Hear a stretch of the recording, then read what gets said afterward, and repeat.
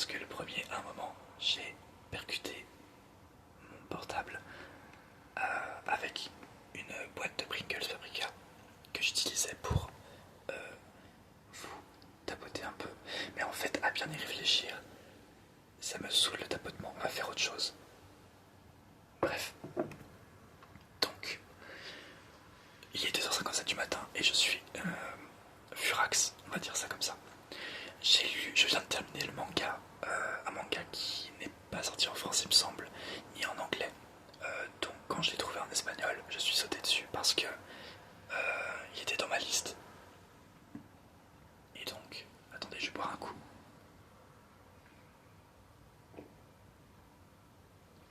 Merci bien. Et donc, j'ai saisi l'occasion. C'est un manga terminé, c'est en 3 volumes, mais du coup l'édition espagnole rassemble tout en un seul volume, donc c'est assez gros. Ça doit faire à peu près 450 pages. Et c'est terminé. Et donc le titre espagnol, je ne parle pas espagnol du tout. Enfin un peu maintenant, mais je parle pas espagnol. J'ai étudié un peu le portugais, mais j'ai réussi à suivre l'histoire, à suivre les dialogues et tout ça, avec mon portugais et avec un peu d'aide de Google Traduction. Mais en vrai, pas tant que ça. Bref, en espagnol ça s'appelle, et je vais essayer de pas écorcher le nom, En mi oficina hay unas vistas de infarto, qui veut dire en gros à mon bureau j'ai une vue attendrissante, une vue mignonne, une vue de rêve. En fait l'histoire c'est qu'on suit Otto. Voilà, je prends mon déo, je fais assez bien mieux ça, c'est plus subtil parce que le tapoter sur des objets je trouve ça un peu boring, tout le monde le fait, ça me saoule. Bref, donc on suit Otto qui est une employée de bureau. Et en fait, à son bureau, il y a 2 collègues masculins qu'elle ship. Ils ont une relation un petit peu ambiguë. Il y a le plus jeune qui s'appelle... Je sais plus, je me suis tapé 450 pages de ça sur 2 mois. Je ne sais plus, c'est pas grave. Mais il y a le plus jeune, je crois qu'il a 22, 23, peut-être 24, bref. Il est plus jeune, il est mimi. Et il y a le plus vieux qui a, je crois, 32 ans. Il s'appelle Honko. Là, je l'ai retenu. Et donc, ils ont un petit schéma un petit peu sémé-hooké. Mais au moins au début du manga, il n'y a pas de preuves qu'ils sont gays. C'est juste qu'elle est légitime parce qu'ils ont des petits moments.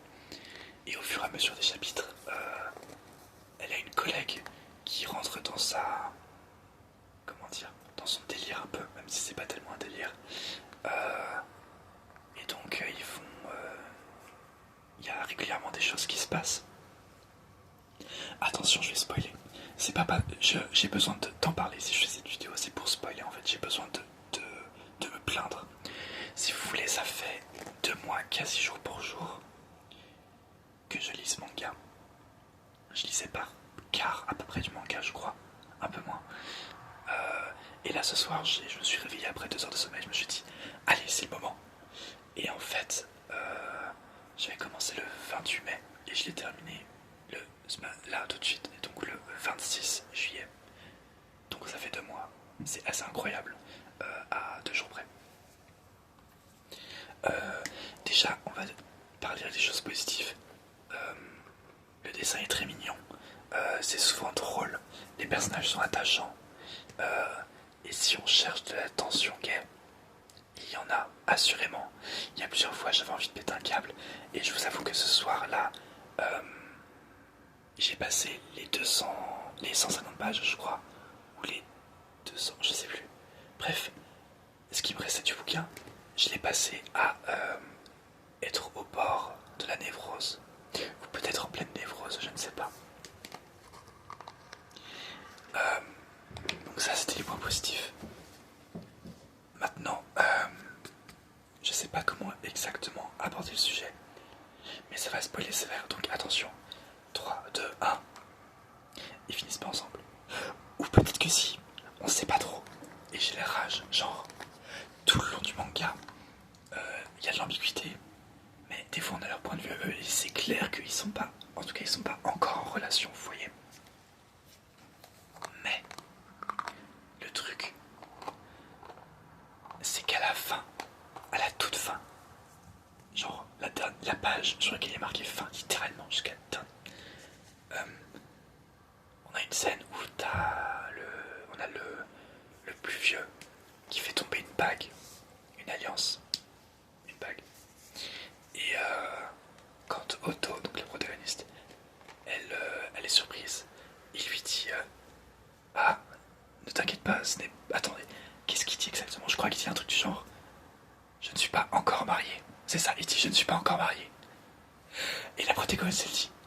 Enfin, elle pense très fort. Mariée à qui? Pas encore mariée à qui? Et moi aussi j'ai pensé à ça directement. On n'a pas la fucking réponse. On n'a pas la fucking réponse. Et ça fait pendant 450 pages. Les deux gars, ils sont trop mignons ensemble. Et j'avais peur, si vous voulez, que ça se transforme en romance hétéro. Alors il y a une romance hétéro, mais ça les concerne pas ces trois-là. Mais j'avais vraiment peur qu'au final, on révèle que Otto, elle avait un gros crush sur l'un des deux, et que l'autre aussi, que c'était réciproque, et qu'ils finissaient ensemble. Non, même pas. Ce qui se passe à la fin. Vous savez ce qui se passe à la fin? Ça fait déjà 6 minutes 30, c'est n'importe quoi cette ASMR. J'espère que ça vous relaxe un peu. Moi, j'avais besoin de parler à quelqu'un, parce que qui, dans mon monde, a lu ce manga en espagnol? Personne, absolument personne. Bref. Qu'est-ce que je disais? Je sais plus. Voilà, ça se termine que au dernier chapitre, enfin à la dernière page de l'avant-dernier chapitre, on apprend qu'elle va être mutée quelque part, donc dans un autre bureau, donc loin de ses collègues. Et le dernier chapitre du coup c'est tout le monde qui célèbre tout ça et blabla. Et donc la scène de la bague c'est dans un extras après, et c'est dans l'extras que le bonus, le chapitre bonus, qu'il y a marqué fin. Et après effectivement il y a plus de développement, il y a quelques pages en plus, mais c'est des illustrations et 2-3 délires, mais rien qui apporte des réponses. Et donc j'ai la rage. Donc la fin c'est elle se casse, elle est contente, elle a vécu une année formidable et tout le monde est très heureux de l'avoir connue, tout ça. Et elle est même pas, elle sait pas, et nous on sait pas non plus. Genre, pour qui était la bague? Pour qui était cette fucking bague? Je vais péter un câble. Et je peux même pas genre appeler quelqu'un pour rentrer. Parce qu'encore une fois, il est 3h du matin, il est 3h04 du matin.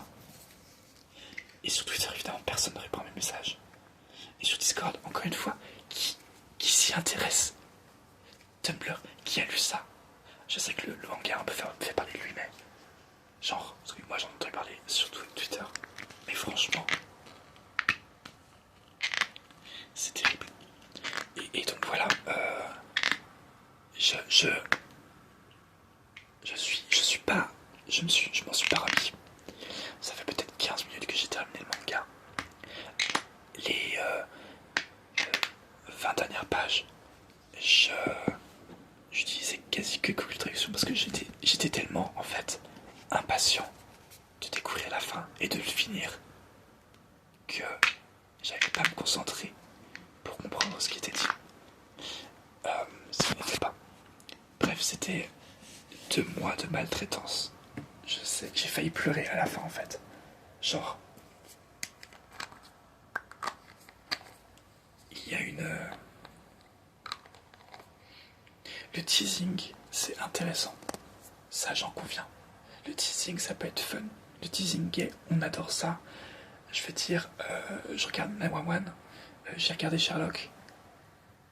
J'en connais un rayon sur le gay baiting. Mais en fait, c'est surtout fun quand il y a une conclusion à la fin. Et c'est aussi ce que je reprochais à la série 911. C'est qu'en fait, il y a plein de moments dans cette série, pas dans le manga pour le coup, mais dans cette série, où n'importe quel humain aborderait des sujets, poserait des questions. Genre, il y a des moments, you have to acknowledge the fucking thing. Et du coup, c'est insupportable parce que dans cette série, souvent, il se passe un truc et après, they are never going to talk about that ever again. C'est absolument incroyable. Et donc, du coup, il n'y a pas de résolution en vue, dans le sens où les acteurs, ils sont à fond, ils veulent le faire. Le scénariste, peut-être que oui, peut-être que non, il change d'avis tous les jours. Le network, who knows? Probablement pas, ils aiment pas les gays de toute façon. Du coup, c'est juste genre... Oh, je sais ce que je peux faire. Je vais faire un peu de vacarme, mais ça c'était pas anticipé. Voilà.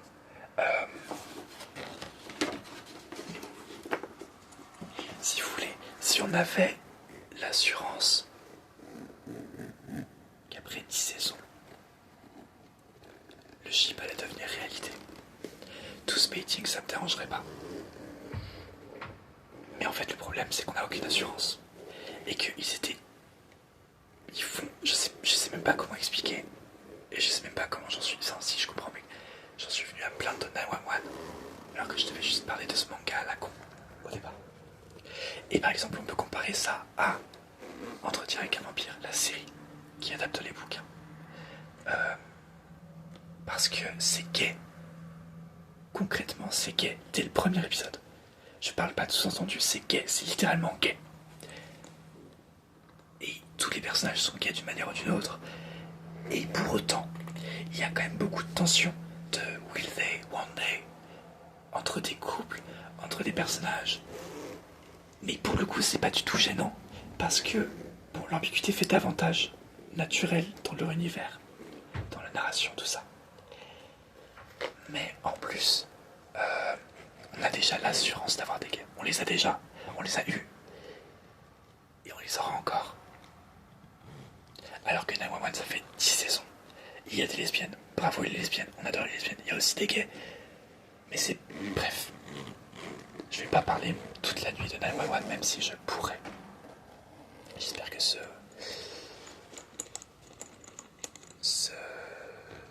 fermeture éclair, ouverture éclair, n'est pas trop bruyante. Et du coup, est-ce que je recommanderais ce manga?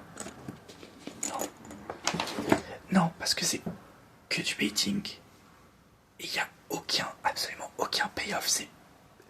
Non seulement il n'y a aucun payoff, aucune récompense aux attentes, mais en plus, le baiting est jusqu'à la toute fucking dernière page. I'm so fucking done. J'ai payé cette merde 25€. Je déplace un peu. On va regarder un peu ça ensemble. C'est écrit par MA2. Les deux lettres MA et un 2. Ça va coûter 24,95€. C'est édité du coup en espagnol chez Arechi Manga. Et donc le titre anglais qui est à travers le design du manga, c'est Two colleagues in my office are precious, so I am happy. Qui pourrait être traduit par j'ai deux collègues au bureau qui sont trop mignons et ça me rend heureuse. Ce qui est effectivement un bon titre. Et voilà, genre, I'm so fucking pissed off. Et le pire, c'est que c'est pas un mauvais manga. Mais, it's so infuriating. Ça me met tellement en colère. Et, le truc, je vous tiens dans mes mains, j'en ai marre de me baisser comme ça. Le truc, c'est que le manga, j'ai aimé passer du temps avec lui. Il est très bien dessiné. Mais ça me rappelle un peu aussi, comment ça s'appelle, She Wasn't a Guy. She Wasn't a Guy, autrement nommé le Yuri vert. Vous savez probablement plus ce que c'est le Yuri. Le manga Yuri lesbien, qui a du vert dans toutes ses pages. Visuellement, c'est magnifique, j'adore le style. Mais là, c'est encore pire parce que les chapitres durent pas 10-15 pages. Ils durent 4 pages. Et il se passe 50 fois en 3 volumes. Facilement 20 fois, 30 fois, 40 fois, 50 fois, je sais pas, mais c'est interminable. Parce que à chaque fois qu'il se passe un truc que les personnages devraient adresser, ils ne le font pas. Ils en parlent juste pas. Et t'es là, t'es genre, mais tout être humain, normalement constitué, on aurait parlé. Pourquoi t'en parles pas? Pourquoi t'en parles pas? Je sais pas, je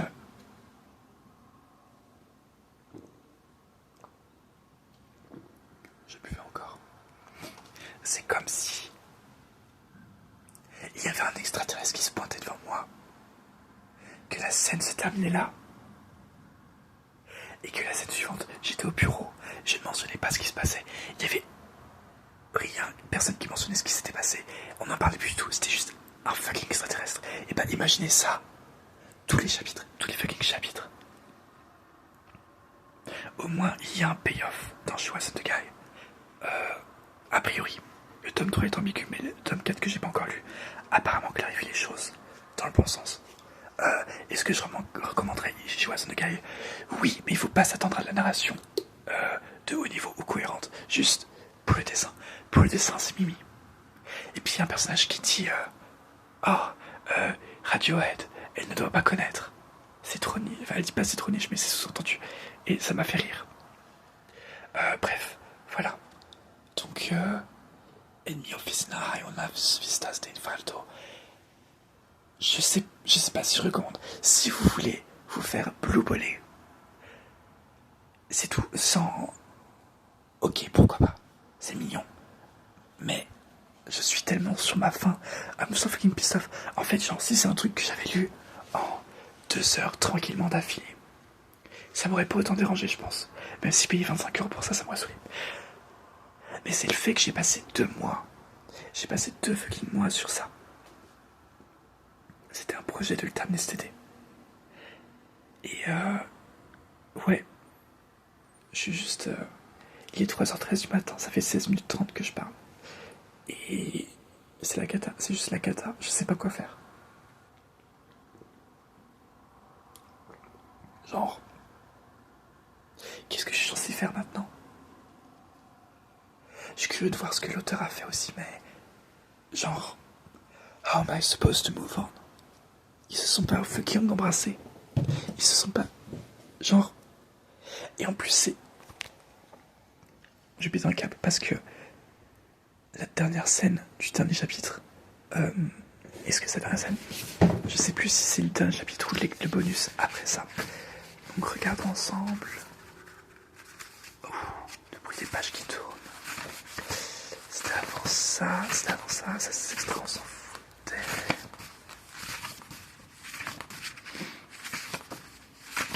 On va trouver. Je sais plus ce que je recherchais. Si, voilà. C'est bien le dernier chapitre. Donc le dernier chapitre, elle s'est prête à partir. Et là, il y a le plus jeune des 2 collègues masculins qui va la voir pour lui demander un conseil au sujet de Hanko. Donc l'autre collègue. On ne sait jamais ce que c'est. Le fucking truc, c'est que si ça concernait potentiellement un intérêt amoureux pour l'autre, pourquoi quand Otto ramasse la bague, enfin ne ramasse pas la bague, mais pourquoi elle saurait pas, elle n'imaginerait pas que Hanko il parle de l'autre gars. Vous voyez ce que je veux dire? Genre, si elle savait qu'il allait se confesser l'autre, pourquoi ce serait pas sa première conclusion? It makes no fucking sense. Donc je peux seulement supposer que c'était pas par rapport à ça. Mais en vrai, on peut deviner par rapport à quoi c'est, parce qu'on a une scène du point de vue du jeune. 30 pages plus tôt. Mais, genre, vous voyez, c'est du baiting. Et genre, tout du long, I'm so fucking pissed off. Genre, vraiment, là, c'est terrible, c'est terrible.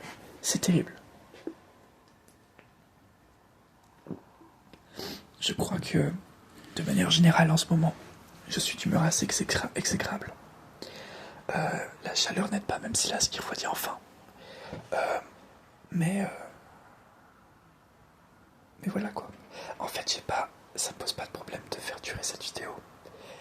Parce que je sais, à titre personnel, que quand je mets une vidéo ASMR, si elle dure moins de 16 minutes, en fait, il y a des degrés. Si elle dure, on va dire 16 minutes ou moins, si elle dure moins de 16 minutes, ça me saoule, je sais que je vais pas pouvoir m'endormir avant qu'elle soit terminée. Which defeats the purpose.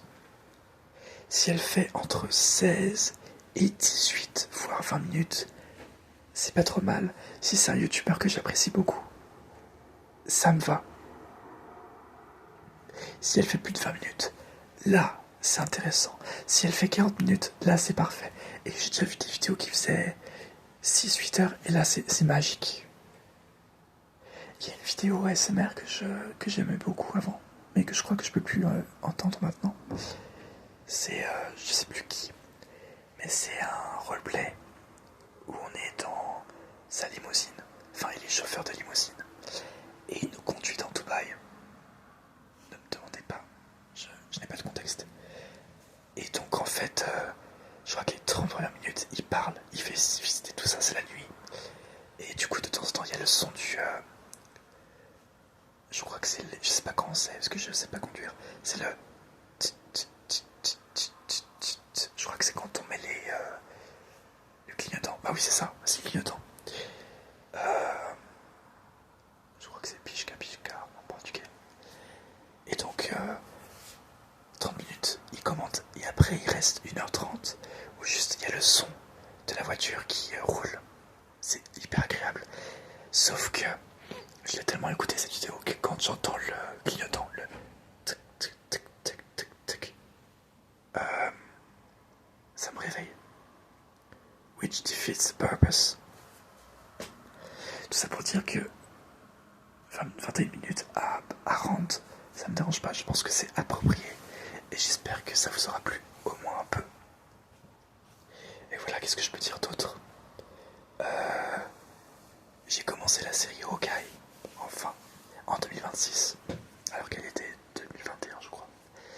C'est bien, j'ai failli enchaîner les 3 derniers épisodes là tout à l'heure en me réveillant. Et au final, non. Donc, you're welcome. Parce que sinon j'aurais pas fait de vidéo ASMR. En parlant de la chronique des vampires de Entretien avec Vampire, la 3ème saison, le vampire des stats, banger absolu, meilleur que les 2 premières saisons. Et je pense que la saison suivante qui a été annoncée, Queen of the Damned, qui devrait être traduite en La Reine des Damnés, je pense que ce sera bien aussi. Banger, vive l'homosexualité vraiment. Puis voilà, qu'est-ce que je peux dire d'autre? On va faire tourner quelques pages encore.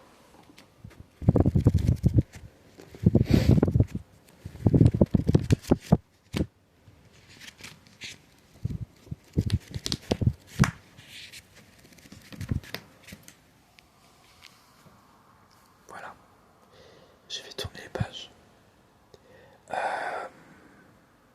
Je suis crevé. Je me sens mieux, je pense, après m'être confié à vous. Ça m'a fait du bien. Qu'est-ce que je peux dire d'autre?